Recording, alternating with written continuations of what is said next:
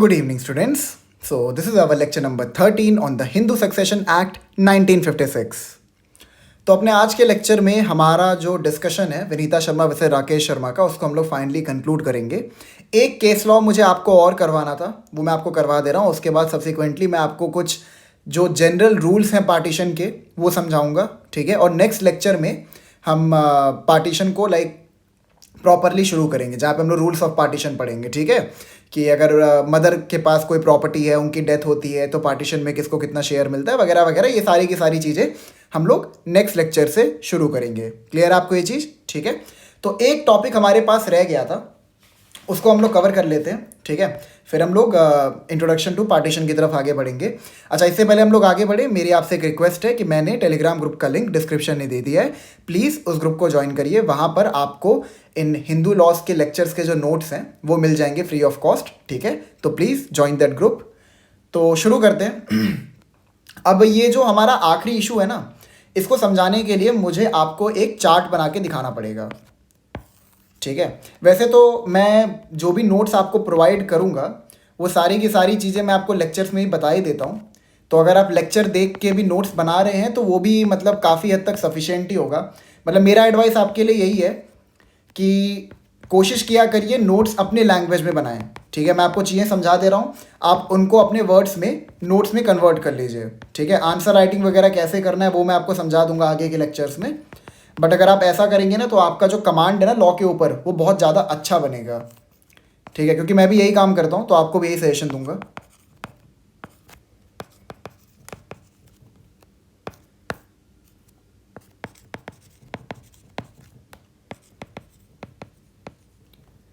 ठीक है। अब इसमें देखते हैं मरा कौन कौन है। एफ एस मर चुका है, एफ डबल एस मर चुका है, F he is the propositus, F D one, ठीक है, and F D one D, ठीक है। ये सारे के सारे लोग मर चुके हैं। अब मैं आपको एक बार समझा देता हूँ बेसिकली इशू क्या है। इशू हमारे सामने ये है कि सपोज सिचुएशन ऐसी है कि जो डॉटर हैं उनकी डेथ हो चुकी है बिफोर 2005, ठीक है। और जो उनके फादर हैं, फादर की डेथ होती है आफ्टर 2005, ठीक है। अब अगर ऐसा कोई सिचुएशन होता है, मान लो अगर फादर की डेथ जो है वो कभी भी हुई है, मैं आपको भी ये सन के पर्सपेक्टिव से एक चीज़ समझा देता हूँ। फादर की डेथ कभी भी हुई है और अगर मान लो उनकी डेथ से पहले सन की डेथ हो गई है, ठीक है। मतलब मान लो एफ है, इनकी डेथ से पहले एफ एस की डेथ हो गई है। तो अगर एफ एस की डेथ हो भी गई है तो जो उसके एयर्स हैं उनको पार्टीशन में इक्वल अधिकार मिलेगा। क्यों मिलेगा? बिकॉज दे ऑल आर को पार्टनर्स। ये आपको क्लियर है, ठीक है। अब सवाल हमारे सामने ये आता है कि मान लो एफ डी वन की डेथ हो गई थी बिफोर 2005 और एफ की डेथ हुई है आफ्टर 2005, ठीक है। तो अगर एफ डी वन की डेथ बिफोर 2005 हो गई थी तो क्या यहां पर एफ डी वन एस और एफ डी वन डी को कोई भी शेयर मिलेगा? आइए देखते हैं इस चीज को, ठीक है। पहले हम लोग इसका नोशनल पार्टीशन करते हैं, सबके शेयर्स को हम लोग निकालते हैं कि यहाँ पर किसको कितना शेयर मिलेगा। अगर आपको याद हो जो मैंने आपको पढ़ाया था legal incidents of coparcenary, तो वहाँ पर आपको बताया था joint tenants and tenants in common. जब पार्टीशन नहीं हुआ होता है, ठीक है, when there was no partition, तो सारे के सारे जो मेंबर्स होते हैं वो क्या होते हैं? जॉइंट टीनेंट्स, ठीक है। And after partition, they become tenants in common, ठीक है। आपको याद है ना वो लीगल इंसिडेंट्स, ये भी था unity of possession and community of interest. तो ये जो सारे के सारे लीगल इंसिडेंट्स है ना, इनके प्रिंसिपल्स को हम लोग अप्लाई करते हैं while डूइंग पार्टीशन, ठीक है। हाँ, आगे बढ़ते हैं। सवाल आपको समझ में आ गया। एफ डी वन की डेथ जो है वो 2005 के अमेंडमेंट से पहले हुई है और जो एफ है उनकी डेथ जो है वो 2005 के अमेंडमेंट के बाद हुई है। तो क्या यहां पर इस सिचुएशन में एफ डी वन के जो एयर्स हैं उनको अगर पार्टीशन होता है तो कोई भी शेयर अलॉट किया जाएगा? पहले नोशनल पार्टीशन करके सबके शेयर्स को हम लोग इक्वली निकाल लेते हैं, ठीक है। सपोज ये एफ की डेथ हुई है ऑन 9/9/2007, ठीक है। अब लोग नोशनल पार्टीशन करते हैं। अब इसका शेयर होगा 1, 2, 3, 4 और 5, ठीक है। 1/5, 1/5, 1/5, 1/5 एंड 1/5। ठीक है, अब यहां पर मैंने आपको ये चीज बताया था कि in every joint Hindu family there is a joint Hindu family. ठीक है, जब इनके बीच में पार्टीशन हो जाएगा तो पार्टीशन होने के बाद एफएस की एक अलग जॉइंट हिंदू फैमिली बन गई है। तो जो इसने 1/5 शेयर रिसीव किया था वो इनके बीच में इक्वली डिस्ट्रीब्यूट कर दिया जाएगा। ठीक है, तो अब ये 1/5 पहले इन दोनों में जाएगा, ये आपका हो गया 1/10, ये आपका हो गया 1/10, और जो FSS का 1/10 है वो इसके एयर्स के पास चले जाएगा, ये इनके पास आ जाएगा 1/20, इनके पास आ जाएगा 1/20। Is that clear? अब सवाल यहां पर ये खड़ा होता है कि अगर FD1 की डेथ बिफोर 2005 अमेंडमेंट हुई है तो क्या यहां पर जो इनका शेयर जो इनको अलॉट किया जाने वाला था आफ्टर द 2005 अमेंडमेंट, जब वो को पार्टनर बन चुकी हैं, ठीक है, तो जो इनका शेयर था क्या वो जो इनके एयर्स हैं इनके ऊपर डिवॉल्व किया जाएगा? अब ये हमारे सामने सवाल आया। ठीक है, आइए देखते हैं एक बार सेक्शन 6 इसके रिगार्डिंग क्या बोलता है। इसके लिए हमें सबसेक्शन 3 पढ़ना पड़ेगा। ठीक है, it says where a Hindu dies after the commencement of the Hindu Succession Amendment Act 2005, his interest, whose interest, his interest, ठीक है, his interest in the property of a joint Hindu family governed by the Mitakshara law shall devolve by testamentary or intestate succession as the case may be under this act and not by survivorship। ये हमने समझा था ना कि 2005 के amendment ने जो survivorship का जो रूल है उसको पूरी तरह से खत्म कर दिया है। And the co-parcely property shall be deemed to have been divided as if a partition had taken place. ये बेसिकली नोशल पार्टीशन की बात करता है। अभी इतना इसमें जाने की जरूरत नहीं है, इसके रूल्स पर आइए ABC पर। ठीक है, ए क्या बोलता है? The daughter is allotted the same share as is allotted to a son. जितना शेयर एक सन को मिलना चाहिए उतना ही शेयर एक डॉटर को दिया जाएगा, मतलब कि डॉटर जो है वो एक इक्वल को पार्टनर है। ठीक है, सन और डॉटर के बीच में हम किसी भी प्रकार का डिस्क्रिमिनेशन यहां पर नहीं करेंगे while making partition. B, the share of the predeceased son or a predeceased daughter as they would have got had they been alive at the time of partition shall be allotted to the surviving child of such predeceased son or of such predeceased daughter। ठीक है, तो यहां पर basically ये क्या कह रहा है कि अगर मान लो सन या फिर डॉटर उनकी डेथ हो गई थी, ठीक है, अब डेथ होने के बाद पार्टीशन हुआ है लेकिन उन सन और डॉटर्स के कुछ सर्वाइविंग मेंबर्स रह गए, जो सर्वाइविंग मेंबर्स हैं, जो सर्वाइविंग चाइल्ड्स हैं वो हैं। ठीक है, तो उस सिचुएशन में क्या होगा, इवन दो उनकी डेथ अगर हो चुकी है बिफोर पार्टीशन, उनका जो शेयर होगा वो उनके सर्वाइविंग चाइल्ड को अलॉट कर दिया जाएगा। Is that clear? C, the share of the predeceased child of a predeceased son or of a predeceased daughter as such child would have got had he or she been alive at the time of the partition shall be allotted to the child of such predeceased child of the predeceased son or a predeceased daughter as the case may be। Basically मान लो सन की death हो गई थी, सन की भी death हो गई थी, तो जो उसका सन होगा उसको शेयर मिल जाएगा। देखिए मैं समझाता हूं आपको एग्जांपल से ही। ठीक है, बेसिकली एफ की डेथ हुई, एफ की डेथ के बाद हमने नोशनल पार्टीशन किया या समझ लो एक्चुअल पार्टीशन भी किया। ठीक है, तो हमने यहां पे पहले एफएस को शेयर अलॉट किया। अब अगर मान लो एफएस को शेयर अलॉट किया, ठीक है, अब इसके बाद एफएस क्योंकि मर चुका था तो जो इसका शेयर था वो हमने इक्वली डिवाइड कर दिया अमॉन्ग एफएस एंड एफएस1। ठीक है, अब यहां पर क्या हुआ, एफएस भी जिंदा नहीं था तो इसीलिए ये शेयर जो है ये इक्वली हमने अलॉट कर दिया अमॉन्ग एफएस एंड एफएस1, इक्वली कर दिया। अगर ये जिंदा होता तो इन तीनों के बीच में 1/10 डिवाइड होता, लेकिन क्योंकि ये मर चुका है इसीलिए यहां पर जो इसका पूरा शेयर था ये इन दोनों बच्चों को चला गया। Is that clear? तो बेसिकली इनको शेयर देने के लिए हमने सेक्शन 6 क्लॉज 3 सी का रूल अप्लाई किया है, इसको शेयर देने के लिए हमने section 6 clause 3 sub clause B का रूल अप्लाई किया है। ठीक है, अब सवाल हमारे सामने ये आता है, क्या FD1 जो है अगर इनकी डेथ हो गई थी 2005 के अमेंडमेंट से पहले, ठीक है, अमेंडमेंट के बाद पार्टीशन किया गया तो जो इनका शेयर था, इनके बच्चे भी 2005 से पहले पैदा हो चुके थे। ठीक है, अब जो इनका शेयर था क्या वो FD1S और FD1D को दिया जाएगा? क्योंकि सन के बच्चों को तो मिल रहा है, तो क्या डॉटर के बच्चों को ही मिलेगा? अब सन के बच्चों को मिल रहा है बिकॉज वो सारे के सारे को पार्टनर्स हैं। ये सारे के सारे जो बंदे हैं ना ये F की जॉइंट हिंदू फैमिली में बिलोंग करते हैं, बट यहाँ पे जो FD1S और FD1D हैं ये तो H की जॉइंट हिंदू फैमिली में बिलोंग करते हैं। तो सवाल यहां पर यह खड़ा होता है, क्या ये लोग FD1 का शेयर क्लेम कर सकते हैं? The answer is yes. ठीक है, क्योंकि हम लोग यहां पर किसी भी प्रकार का डॉटर और सन के बीच में डिस्क्रिमिनेशन नहीं करेंगे, ये आपको पता है ना। मैंने लेकिन आपको एक चीज बताया था कि जो डॉटर है she can not be the source of coparcenary. Last lecture में आपको ये चीज समझाया था ना मैंने, the daughter is not a source of coparcenary. तो जब भी वो कोई शेयर रिसीव करती हैं in the joint Hindu family property या फिर एंसेस्ट्रल प्रॉपर्टी, तो वो उनका सेपरेट प्रॉपर्टी होता है। उसमें ये नहीं है कि FD1S और FD1D जो है वो शेयर मांग सकते हैं, लेकिन अगर FD1 जो है, ठीक है, उनकी डेथ हो चुकी है, तो जो उनका शेयर होगा वो इनके बीच में इन दोनों को इक्वली डिवॉल्व कर दिया जाएगा। रुकिए मैं इसको फिर से बना दे रहा हूं।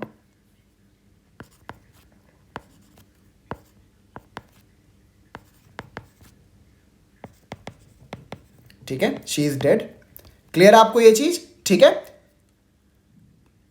हाँ, लेकिन एक चीज और ध्यान रखिएगा, अब क्योंकि FD1 she is not a source of coparcenary, तो उनके डेथ के बाद जो उनका जो शेयर था प्रॉपर्टी में, जब वो उनके बच्चों को जाएगा, जब वो उनके चाइल्ड को जाएगा, तो अगेन वो उनकी एक सेपरेट प्रॉपर्टी होगी, because they are not the copartners in the property in the family of F।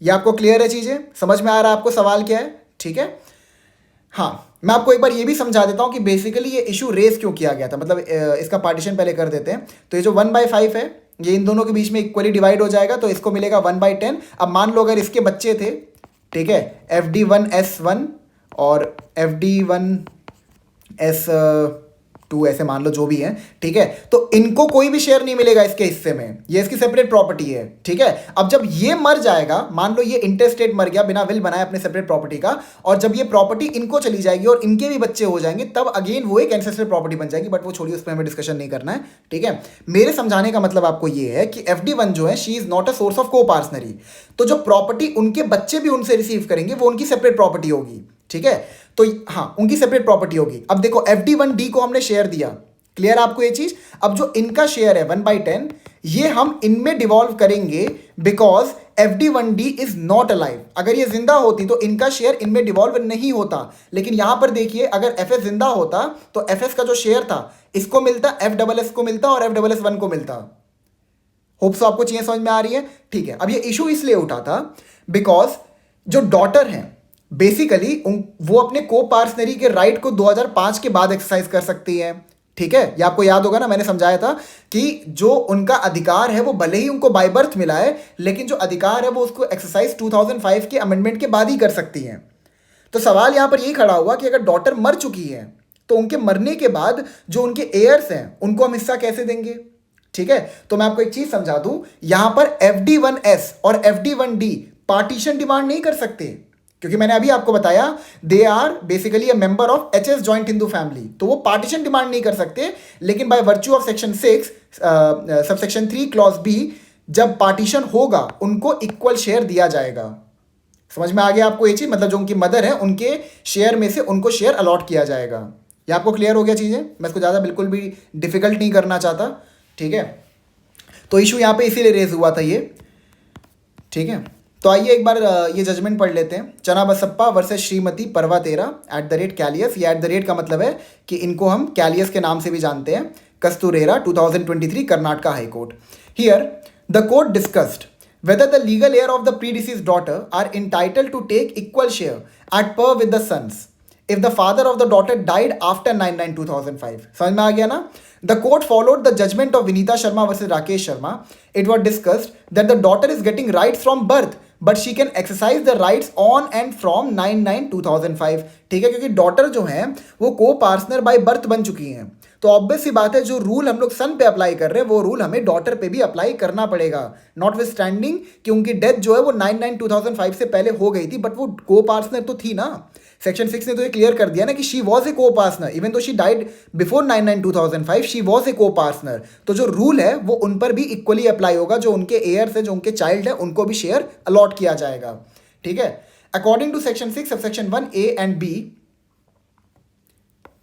B, the daughter is an equal copartner in comparison with the son. ये हमने समझा था ना क्लॉज 1 के अंदर, जहां पे रूल्स प्रिस्क्राइब किए गए थे कि जो डॉटर है वो एकदम इक्वल है सन के बराबर when it comes to the partition. ठीक है, is an equal copartner in comparison with the son. So if there was a predecessor son ठीक है, his child will get a share irrespective of the date of death and the same logic should be applied in case of a predeceased daughter. अगर son के बच्चों को मिल रहा है share तो यहां पर ये सेम लॉजिक हम लोग डॉटर पे भी अप्लाई करेंगे। ठीक है, यहाँ पे प्रीडिसीजर नहीं है, it is basically pre deceased. ठीक है, इसको सही कर लीजिएगा, इट इज प्री डिसीज्ड। ठीक है, तो अगर प्री डिसीज सन है तो उसके शेयर को हम लोग इक्वली अलॉट कर रहे हैं उसके चाइल्ड तक, तो ये जो सेम रूल है ना इसको हम लोग डॉटर्स पे भी अप्लाई करेंगे। हम यहाँ पर कोई डिस्क्रिमिनेशन नहीं करेंगे क्योंकि क्लॉज 1A और B ने ये हमें क्लियर कर दिया है सबसेक्शन 1 का कि जो डॉटर्स हैं वो पूरी तरह से सन के इक्वल ही हैं। But because daughter can not be a source of को पार्सनरी, वो जो भी प्रॉपर्टी रिसीव करती हैं वो उनका एक सेपरेट प्रॉपर्टी होता है। And if she had died, तो उनके मरने के बाद अगर पार्टीशन हुआ है तो जो उनका शेयर उनके बच्चों को जाएगा वो शेयर उन बच्चों का भी सेपरेट प्रॉपर्टी होगा। ठीक है, because they are not receiving the property from a coparcener. Is that clear? ठीक है, आगे देखते हैं। The daughter has become a copartner by birth due to retroactive application. Retroactive आपको याद है ना, by birth of the amendment, and irrespective of a date of death her children should be entitled to get a share. ठीक है, the main aim of the 2005 amendment is to give property rights to female. आगे देखते हैं। The court also referred to the earlier judgment in Vellamuri Venkata versus Kothuri Venkateswarlu, I'm so sorry अगर मैं इसको गलत pronounce किया हूं तो, by LR's 2000 Supreme Court, where it was observed that HSA 1956 is a socio-economic legislation and it should be given the widest possible interpretation. इस case को refer किया गया था इस पर्टिकुलर केस में जहां पर सुप्रीम कोर्ट ने ये कहा था कि HSA 1956 को लाने का पर्पज ये था कि मतलब जो भी ये डॉटर्स के साथ, जो वाइफ के साथ जो डिस्क्रिमिनेशन किया जाता था, ठीक है, on par with the uncodified Hindu laws, उसको खत्म किया जाए। ठीक है, it is a socio economic welfare legislation.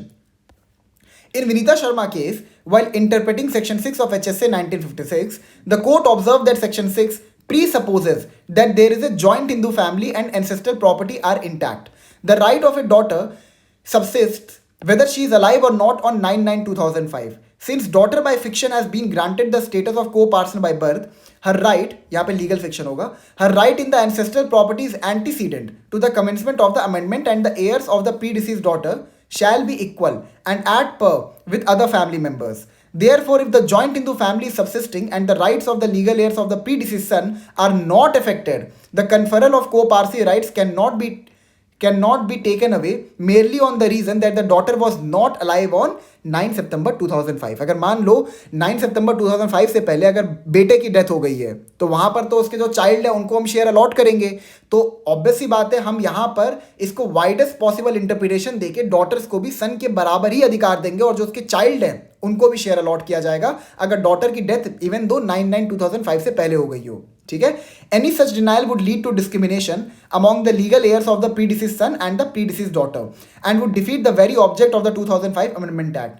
Therefore, the court has observed through a 3-judge bench that the daughter should be alive on 9 September 2005 in order to claim her share, and only then the share allotted to her will go to her children after the death. This is how the judgment in Vinita Sharma differs from the opinion of the Karnataka High Court in Channa Basappa's case, wherein the court has given a purposive interpretation to the amendment in order to do gender justice.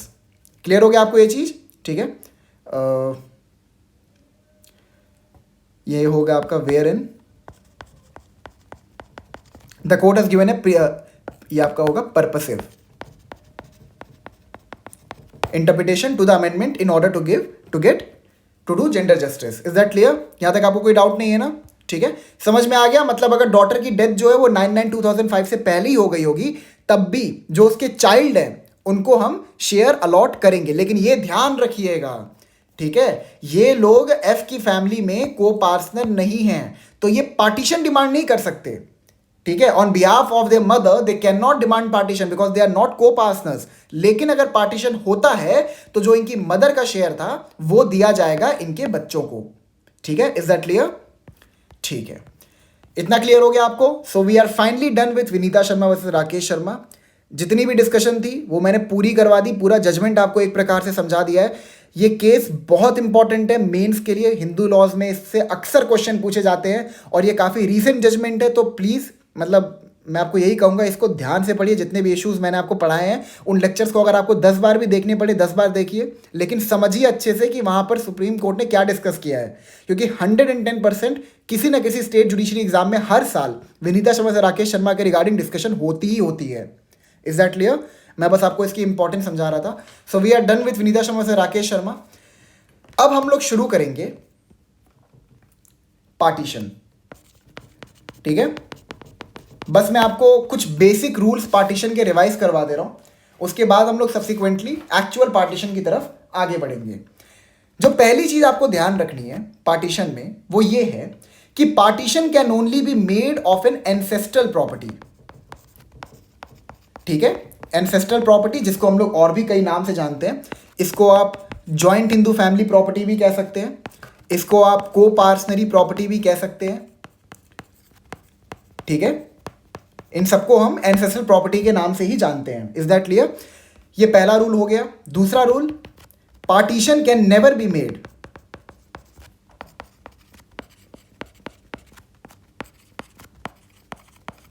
Of A self acquired property.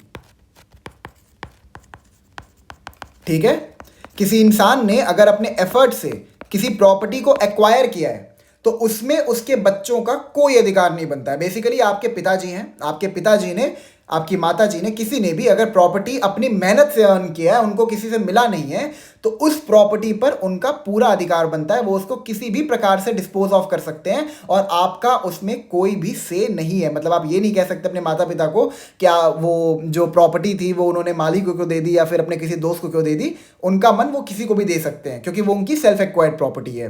Clear हो गया आपको ये चीज? ठीक है, अब आते हैं नेक्स्ट रूल पे। जब पार्टीशन होता है तो सबसे पहले शेयर हम देते हैं क्लास 1 एयर्स को। ठीक है, then class 2 heirs, then agnates, then cognates and at last escheat. ठीक है,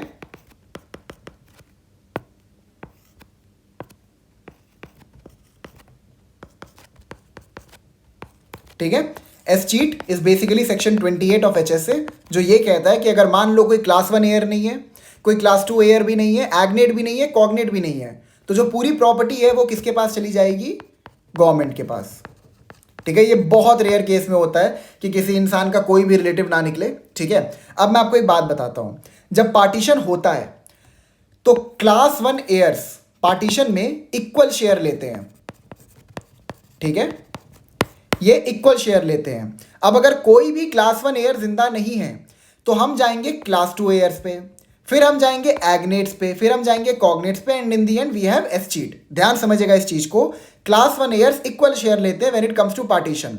अगर कोई भी क्लास 1 एयर नहीं है और क्लास 2 एयर में, जैसे क्लास 2 एयर में आप नाम पढ़ोगे तो ऐसे नाम दिया हुआ है ब्रदर, ठीक है, सिस्टर, ये सारे नाम दिए हुए क्लास 2 एयर में, फादर। तो जो भी इंसान क्लास 2 एयर में सबसे पहले आएगा वो सारी की सारी प्रॉपर्टी ले जाएगा। And the same rule will be applied to agnates and cognates. Is that clear? ठीक है, जो भी इनमें जिंदा होगा सबसे पहले, जो होगा वो मैं आपको समझा दूंगा आगे, जो भी इनमें जिंदा होगा सबसे पहले हायरार्की में, रैंक में, वो सारी की सारी प्रॉपर्टी ले जाएगा। क्लियर आपको ये चीज? ये तीसरा रूल हो गया। अब आगे बढ़ते हैं। हाँ, अब एक चीज और ध्यान रखिएगा, एंसेस्ट्रल प्रॉपर्टी होती क्या है? एंसेस्ट्रल प्रॉपर्टी हम उस प्रॉपर्टी को कहते हैं जो कि आप अपने ancestral property is such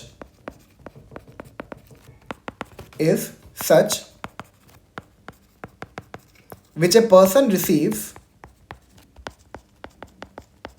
from their father, grandfather और ग्रेट ग्रैंडफादर।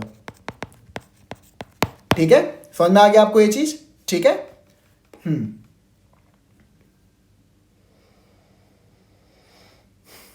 ठीक है, क्लियर है आपको ये चीज? अब एक बात बताइए, मान लीजिए ये एक कोपार्सनरी का ट्री है। कोपार्सनरी जो है वो 4 जनरेशन तक एक्सटेंड होती है, आपको याद है ना, मैंने बताया था। अब सपोज एफ की डेथ हो गई, एफ एस की डेथ हो गई एंड एफ ट्रिपल एस की डेथ हो गई। क्लियर है आपको ये चीज? अब यहां पर एफ डबल एस ने अगर किसी इस प्रॉपर्टी को रिसीव किया है, इस जॉइंट हिंदू फैमिली प्रॉपर्टी को रिसीव किया है, तो क्या ये जो प्रॉपर्टी होगी ये इसकी सेपरेट प्रॉपर्टी होगी? बताइए। The answer is no. ये अगेन एंसेस्ट्रल प्रॉपर्टी है, because F double S is receiving the property from his father, grandfather और ग्रेट ग्रैंडफादर। तो ये एक एंसेस्ट्रल प्रॉपर्टी होगी जो एफ डबल एस रिसीव करेगा अगर ऊपर के चारों बंदे मर जाएं, ठीक है? अगर ऊपर के तीनों बंदे मर जाएं और सिर्फ एफ डबल एस जिंदा है, तो जो भी प्रॉपर्टी वो रिसीव करेगा वो अगेन एंसेस्ट्रल प्रॉपर्टी होगी। हाँ, आप ये कह सकते हैं क्योंकि इसका कोई एयर नहीं है, ये इस प्रॉपर्टी को अभी डिस्पोज ऑफ कर सकता है, लेकिन अगर एक भी एयर पैदा हो गया, ठीक है, तो यहां पर जो ये इसकी सेपरेट जो ये एंसेस्ट्रल प्रॉपर्टी थी, इसमें एफ पेंटा एस इसका भी अधिकार बनेगा। मैं फिर समझाता हूं बेसिकली मैं क्या कह रहा हूं कि सपोज एफ की डेथ हो गई, एफ एस की डेथ हो गई, एफ ट्रिपल एस की डेथ हो गई और सिर्फ एफ डबल एस बचा हुआ है, तो जितनी भी पूरी प्रॉपर्टी होगी वो उसको मिल जाएगी। अब इन द मीन टाइम अगर एफ पेंटा एस पैदा नहीं हुआ है तो वो उस पूरी प्रॉपर्टी को डिस्पोज ऑफ कर सकता है अपने मन मुताबिक, लेकिन अगर एफ पेंटा एस पैदा हो गया उस बीच में, तो वहां पर जो प्रॉपर्टी है उस पर इसका भी इक्वल अधिकार बनेगा। ये क्लियर है आपको? ठीक है। और जो आप वो चीज समझे थे ना, एक मिनट के बाद आपको एक चीज और समझाता हूं, जो मैंने आपको पहले समझाया था एग्नेट वाला, ठीक है?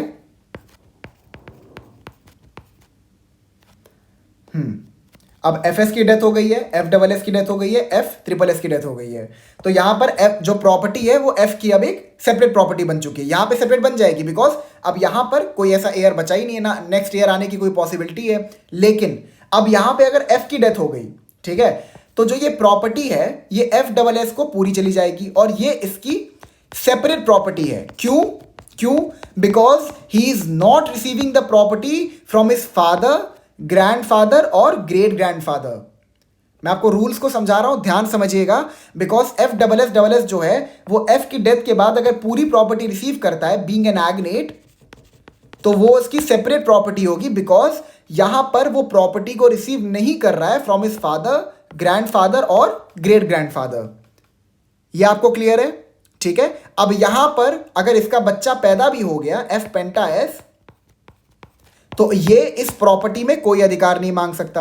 अब अगेन इस प्रॉपर्टी को अगर एंसेस्ट्रल प्रॉपर्टी बनना है तो उसके लिए में क्या करना पड़ेगा? एफ डबल एस को मारना पड़ेगा। अब ये भी मर गया, ठीक है, तो ये प्रॉपर्टी फिर इसको जाएगी, ठीक है। अब ये अगर इंटेस्टेट मर गया, ठीक है, और सपोज इसके भी बच्चे हो गए थे, ठीक है, एफ हेक्सा एक्स, तो एफ हेक्सा एस, ठीक है, तो यहां पर अगर ये इंटेस्टेट मरा बिना विल बनाए अपने सेपरेट प्रॉपर्टी की, तो जो ये प्रॉपर्टी थी ये अगेन एक एंसेस्ट्रल प्रॉपर्टी बन जाएगी। Is that clear? ठीक है। होप सो आपको रूल्स सारे समझ में आ रहे होंगे जो मैं समझा रहा हूं, ठीक है। चलो आगे बढ़ते हैं।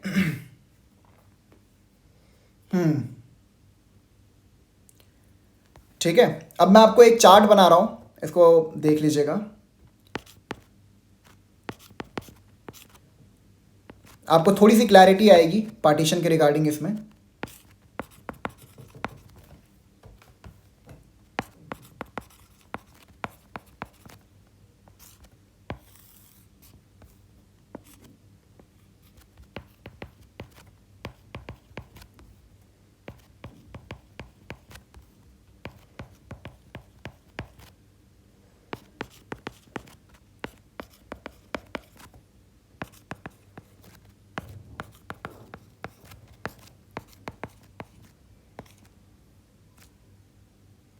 ठीक है, आप समझ गए होंगे। अब यहां पर ये मर चुका है, ही इज द प्रीपोजिटस, ये मर चुका है, he had died, he had died, he had died, he had died, he had died, he had died, सबको मार दिया मैंने बेसिकली। ठीक है, अब यहां पर देखिए first generation, second generation, third generation and fourth generation. अब एक बात बताइए, यहां पर ये प्रॉपर्टी किसको जाएगी? क्या ये प्रॉपर्टी एफ डबल एस को जाएगी या फिर ये प्रॉपर्टी एफ बी आर को जाएगी? सोचिए एक बार। The property will go to F B R. Why? Because F B R is an class 2 heir, ठीक है, and he is an agnate. Clear है आपको? और मैंने आपको जब ये हायरार्की बताई थी तो मैंने पहले बताया था अगर कोई क्लास 1 एयर नहीं होगा तो property will go to a class 2 heir and then subsequently the property, अगर कोई क्लास 2 एयर भी नहीं होगा then the property will go to an agnate. Is that clear? ठीक है। चलो ये आपको क्लियर हो गया। अच्छा अब एक और रूल पे आते हैं। अब जो एंसेस्ट्रल प्रॉपर्टी होती है ना, कितने रूल्स हमने लिख लिए यहाँ पे? 4 हो गए ना, 5। हाँ, सो बेसिकली एंसेस्ट्रल प्रॉपर्टी भी 2 प्रकार की होती है।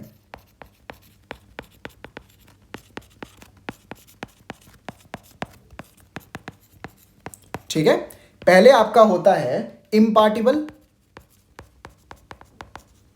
And the other one is partible. ठीक है, इम्पार्टिबल वो प्रॉपर्टीज होती हैं जिनका पार्टीशन नहीं किया जा सकता।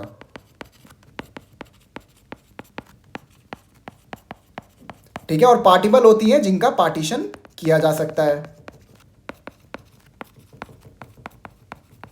ठीक है, क्लियर है आपको ये चीज? अब मैं समझाता हूं इम्पार्टिबल क्या होता है। सपोज एक घर है, ठीक है, 3 मंजिले का घर है, 3 बच्चे थे। ठीक है, मान लो FS1 और FD।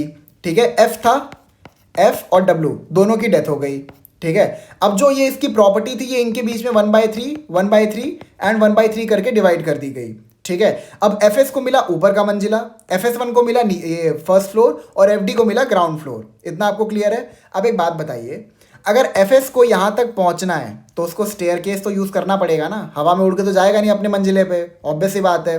तो कुछ ऐसे हिस्से होते हैं एक प्रॉपर्टी में जिसका बंटवारा नहीं कर सकते, जैसे कि स्टेयरकेस हो गया। अब मान लो बड़ा घर था, बड़े अमीर लोग थे, इन्होंने लिफ्ट लगवाया हुआ था। ठीक है, तो अब लिफ्ट पे चढ़ने का जो अधिकार है वो सबको है, because this lift can not be partitioned, the staircase can not be partitioned. कुछ ऐसे हिस्से, ठीक है, जिनका पार्टीशन किया ही नहीं जा सकता, they are called as impartible properties. और पार्टिबल क्या होते हैं? जिनका पार्टीशन आप कर सकते हैं। अब 3 मंजिले का घर था, एक एक मंजिला बराबर तीनों में बांट दिया गया।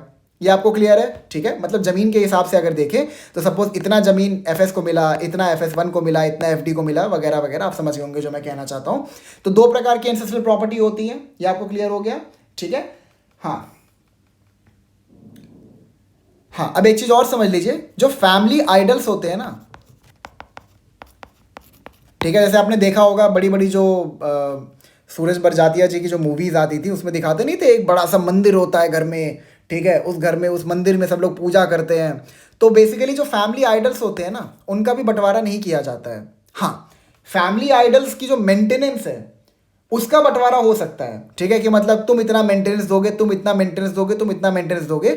लेकिन जो फैमिली आइडल्स होते हैं, जिसको हम ठाकुर बाड़ी भी कहते हैं, ठीक है, ये बेसिकली एक इम्पार्टिबल प्रॉपर्टी है। ये भी ध्यान रखिएगा, ये एक बार प्रीलिम्स में पूछा गया था, इसलिए मैं आपको समझा दे रहा। ठीक है, ये आपको समझ में आ गया। अब एक आखिरी चीज आपको समझानी है, फिर हम लोग आज के लेक्चर से डन करेंगे। अच्छा, एक सवाल मेरे मतलब आपके सामने मैं रखना चाहता हूं कि मान लो ये एक जॉइंट हिंदू फैमिली है। ठीक है, अब सपोज F है, ही इज द कर्ता। अभी कर्ता कौन होता है ये मैं आपको बताऊंगा। ठीक है, ये हम लोग आगे समझेंगे, कर्ता के जो भी रूल्स वगैरह उसको बाद में समझेंगे। ठीक है, अब सपोज जो ये कर्ता है, इसने एक विल बनाई। विल ये बनाई कि मेरे मरने के बाद, हाँ, कि मेरे मरने के बाद तुम लोग प्रॉपर्टी को इतना इतना, तुम लोग प्रॉपर्टी में इतना इतना हिस्सा ले लोगे। मतलब basically joint Hindu family property है, इसने एक विल बनाई कि मेरे मरने के बाद, ठीक है, प्रॉपर्टी में तुमको इतना हिस्सा मिलेगा, तुमको इतना हिस्सा मिलेगा, तुमको इतना हिस्सा मिलेगा। अभी एक जॉइंट हिंदू फैमिली प्रॉपर्टी है, लेकिन जॉइंट हिंदू फैमिली, और ये बात हमको पता है अच्छे से कि जॉइंट हिंदू फैमिली प्रॉपर्टी में किसका कितना शेयर है वो पार्टीशन के बाद ही हम लोग एसरटेन करते हैं। ये आपको याद है ना, मैंने आपको समझाया था ये चीज कि पार्टीशन के बाद ही ये चीज पता चलता है कि किसका कितना शेयर है, क्योंकि जो इनका शेयर होता है ना, किसी भी को पार्टनर का जो शेयर होता है वो फ्लेक्सिबल होता है, वो चेंज हो सकता है with the passage of time. मान लो कोई बंदा मर गया तो उसका शेयर बढ़ जाएगा, कोई नया बंदा इंट्रोड्यूस हो गया तो उसका शेयर घट जाएगा। ये आपको याद है ना?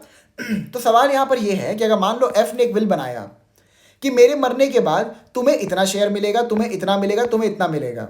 क्लियर है? अब उस विल पे सपोज इन तीनों ने सिग्नेचर भी कर दिया, क्या ये चीज किया जा सकता है? The answer is yes. ठीक है। बट ये पार्टीशन सिर्फ तभी हो सकता है जब सारे के सारे को पार्टनर्स एग्री करें, ठीक है। इसको हम बेसिकली एक प्रकार का ओरल पार्टीशन या फिर फैमिली अरेंजमेंट भी कह सकते हैं।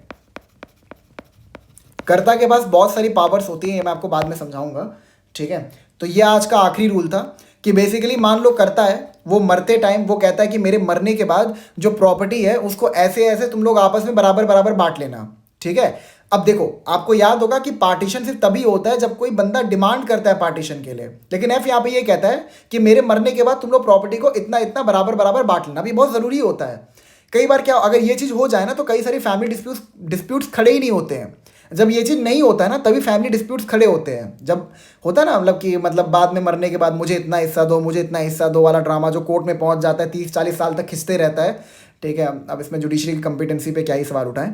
तो वही मेरे कहने का मतलब है कि एफ ने अगर ऐसा एक विल बनाया और वहां पर उसने कहा कि तुम लोग इतना इतना शेयर ले लेना मेरे मरने के बाद, और ये सारे के सारे बंदे एग्री भी कर गए, हाँ चलो ठीक है हम एग्री करते हैं, तो यहां पर इस चीज को किया जा सकता है, ठीक है। यानी एफ के मरने के तुरंत बाद ही पार्टीशन हो जाएगा। Is that clear? ठीक है, ये कुछ जनरल रूल्स थे, मैंने आपको समझा दिए। इसके एक दो केस लॉस देख लीजिए। In Brijraj Singh versus Sheodhan Singh 1913 Allahabad High Court, the court observed that no co-partner, not even the father, has a right to make partition by will of joint family property among the various members of the family except with their consent. ठीक है, समझ में आ गया ना? In Kalyani versus Narayan, it was held that if there is consent of all co-partners in case of such a will, it may operate as family arrangement, ठीक है। मतलब basically वही यहाँ पे दोनों केस लॉज में सुप्रीम कोर्ट ने और इलाहाबाद हाई कोर्ट ने ऑब्जर्व किया कि अगर कोई बंदा ये चाहता है कि उसके मरने के बाद ही पार्टीशन हो जाए, ठीक है, और उसने मरने से पहले ही सबके शेयर्स को अलॉट कर दिया, तो वहाँ पर अगर सब एग्री कर गए कि हाँ ठीक है मैं इतने मान जाऊँगा, आपके मरने के बाद इतना शेयर मैं ले लूँगा, तो वहाँ पर इस चीज़ को हम कर सकते हैं। Is that clear? ठीक है। सो नेक्स्ट लेक्चर से हम लोग रूल्स ऑफ पार्टीशन को पढ़ेंगे, ठीक है। काफ़ी बड़ा हो गया शायद lecture. So thank you so much, I will meet you in the next lecture.